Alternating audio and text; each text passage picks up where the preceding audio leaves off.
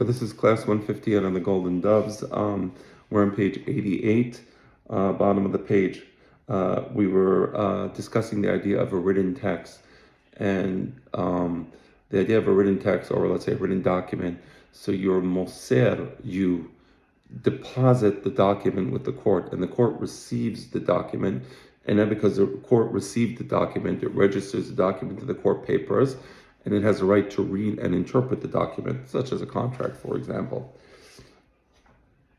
So when you say that, for example, the Torah Shebe'al Peh is oral, it's not written, so it's not going to be the subject of that type of interpretation, right? So you can't make derashot on Mishnah, for example. You can make derashot in Pesukim in the Torah. You can't make derashot on a Mishnah, right?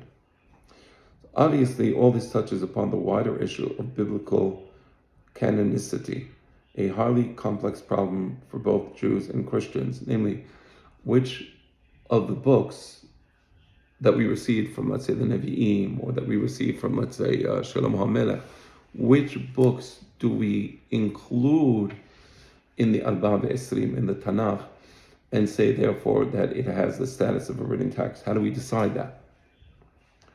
A comparative study of this issue in the history of the early synagogue and church would yield very valuable results. Within the limits of our study, it is important to indicate that in the church, books are not classified as A, fit for liturgical usage, B, fit for private usage, but not for liturgical services, C, totally banned from all types of usage. This classification was also present in rabbinic literature. So they had a very primitive, the early church fathers had a very primitive, they had very primitive notions of textuality. The reason my father is saying this is they always like to say, oh, we, anything we have comes from the Christians or from the Muslims or from whoever, right? There's nothing original about the Jewish people. I think my father once said that according to these scholars, the only thing original about the Jewish people is like one thing that's original about the Jewish people. Because everything we got, the Bible comes from the Code of Hammurabi, the book of Isaiah is really after the Declaration of Independence. We forged a Declaration of Independence. Right, the book of Shira Shirim was actually a Siley, what's the name of that singer? I don't know, Miley Cyrus song, whatever. I'm probably getting the name wrong. There's nothing original about the Jewish people, right? As my father once said, the only thing, according to these people, the only thing original about the Jewish people is the fact that we have absolutely nothing original about our culture, our people, our nation. There was nothing we contributed at all to humanity. Everything is taken from other people. That's what makes us unique in the eyes of these self-hating Jews and scholars, not just Jewish scholars, but other scholars. So here, the reason he's doing this comparison is to show that no, we were heads and shoulders above the church, and there was nothing that we took from the church. They were very primitive in their notions of textuality. Right.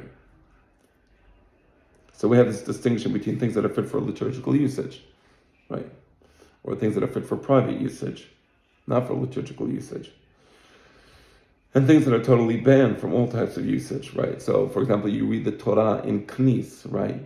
You don't read the book of Tehillim from a scroll in Knis, right? As an example.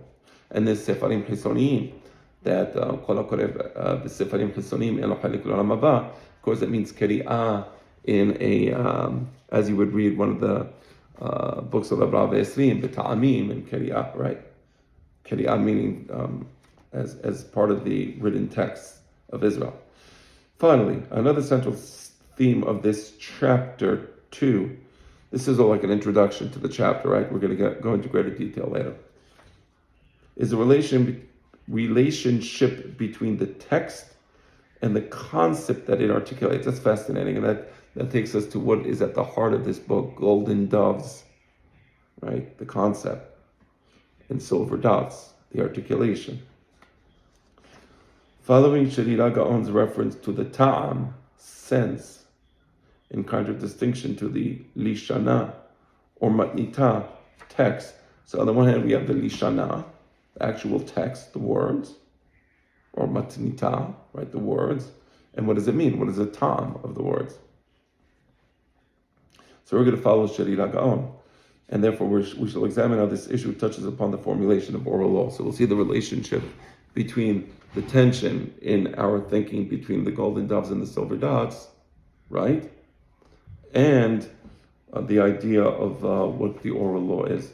The Bishmuel Sidiyo pointed out in the introduction to his work, Kelale Shemuel, how important this issue is for the understanding of rabbinic literature. So it's a short class today because of all that's happening in Israel. The classes have been a little short, I recognize that, but I prefer to have short classes than to have no classes.